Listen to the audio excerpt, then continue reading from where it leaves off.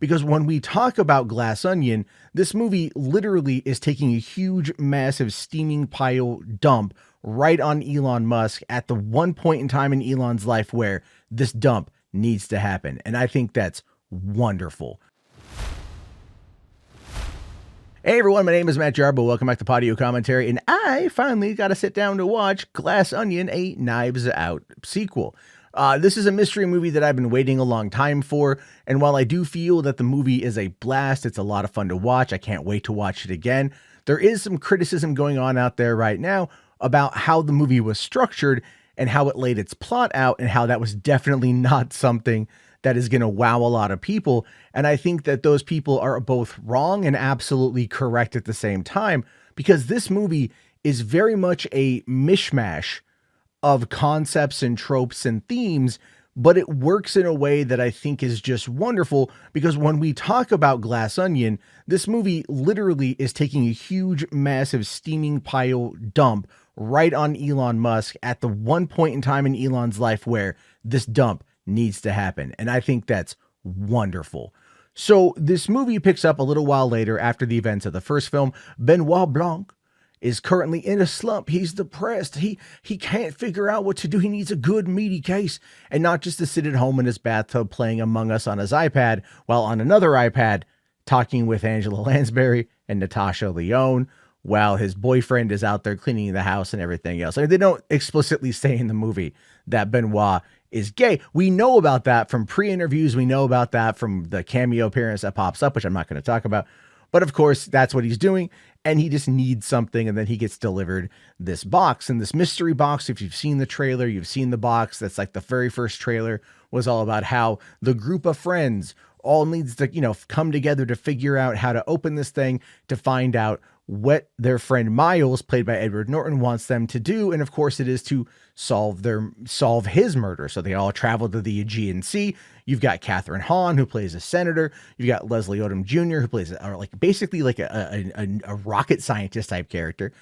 Kate Hudson as kind of a washed up model, Jessica Henwick as her assistant, Dave Bautista as the alpha male Andrew Tate wannabe incel type guy, which is funny considering, again, the opening, when we first see him in the movie, he's recording this apology video kind of to Jimmy Kimmel talking about the breastification of men, right? Which is totally a play on the whole soy face woke nonsense that comes out of a very interesting group of people on the internet who I'm very sure many of you are fondly and very familiar with.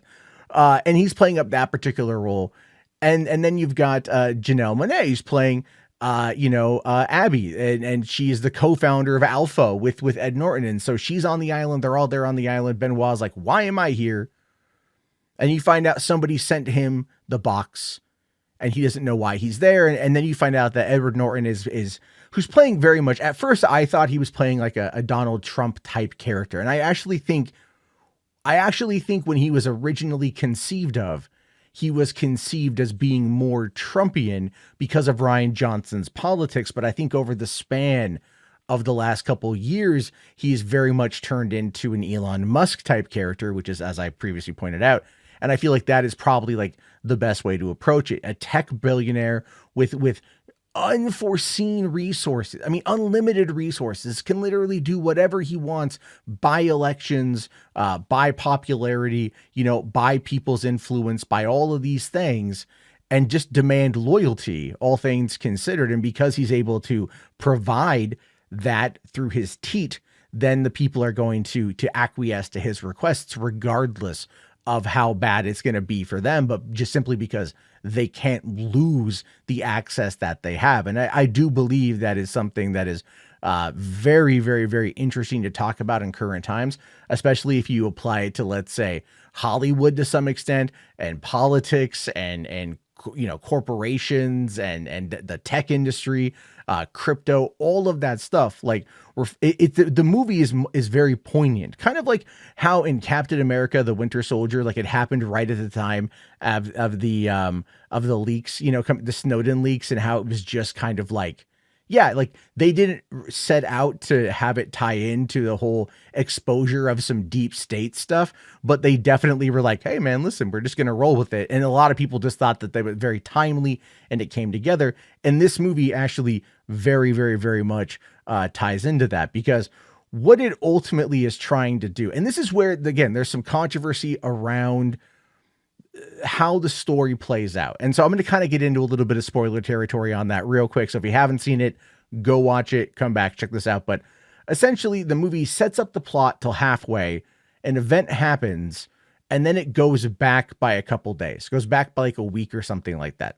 And then we find out that the whole thing was a plan, right? The whole plan was to get Benoit on the island to solve who killed Janelle Monáe's sister, her twin sister, Addie, who happened to, or Andy, who had co-owned the company, but had a very public, very massive fallout with, Edward Norton's character, Miles's character. And then, of course, she was found dead by suicide, but they kept all that quiet. And then Helen took on the role of Andy and went there to go with Benoit in order to find out who committed the crime.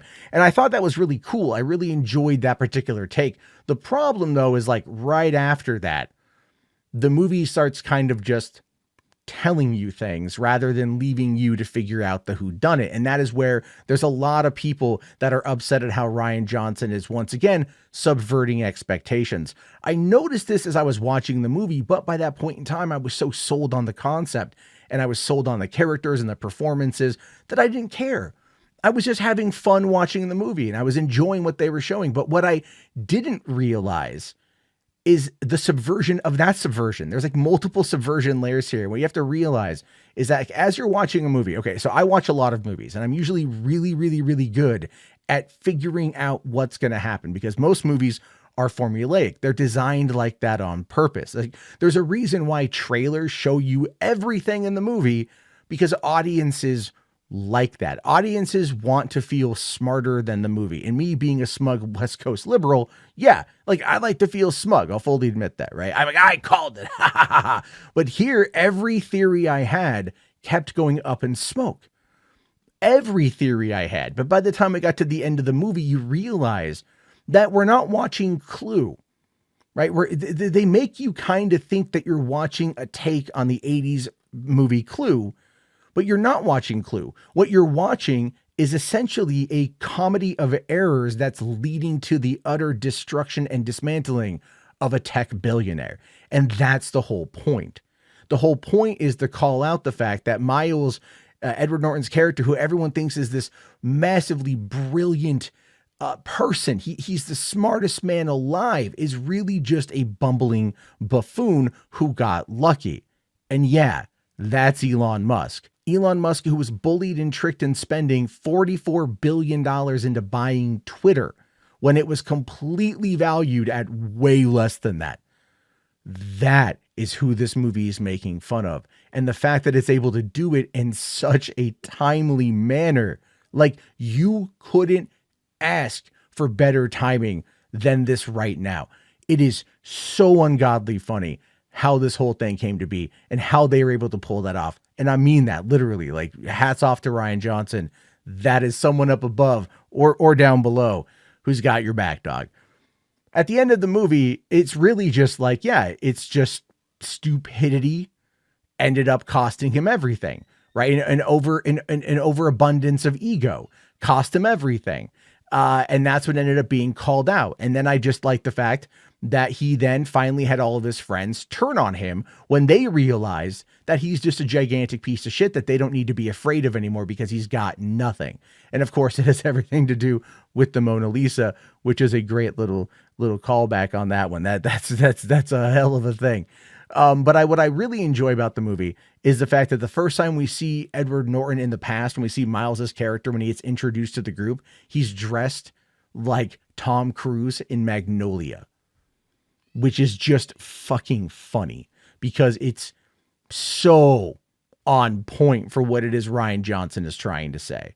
But I would say if I had to complain about really anything, is that Benoit Blanc, he's very smart. He was able to kind of play it all off and whatever in the beginning of it. But by the end, he really didn't know what was going on. He was as lost as everybody else, even though he thought he had the upper hand and he thought he was going to able to control it in a certain way, but he wasn't able to do that, which is why he left it to Janelle Monáe's character, to Helen's character, to finish the job, so to speak. And of course, he just went out and had a smoke with Derek, who for some reason was on the island, just hanging out, figuring some things out. But at the end of again, this movie, I thought it was wonderful. I thought it was funny. I think the response to it by a whole bunch of online bro type characters really proves that they missed the entire point of the film. And it's one that I do look forward to watching again. Bring on Knives Out 3, Netflix. You could have made a lot of money by putting this one in theaters. $15 million it made in the first weekend in 673 theaters. Theater owners were begging you to put it in theaters longer so they could make some more money and you could make some more money. And Netflix simply said no. But the movie's going to do gangbusters on their service, which is the reason why they pumped out $450 million for both Knives Out 2 and Knives Out 3.